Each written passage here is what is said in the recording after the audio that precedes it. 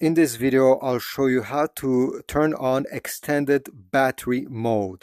This way you can extend how much your Quest 3 will last in case you want to game a bit more and your battery is getting lower and lower.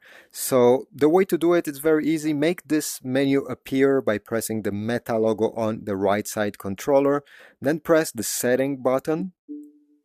And from here, we're going to go into System. Tap System. And over here, if you go right under Power, tap Power, and you're going to have Extended Battery Mode. And what does it do? Well, it says over here, extend your headset battery life by lowering the overall graphical fidelity. So, of course, there's a trade-off. Your games won't look as nice as before, but at least you'll be able to play more. So turn this on.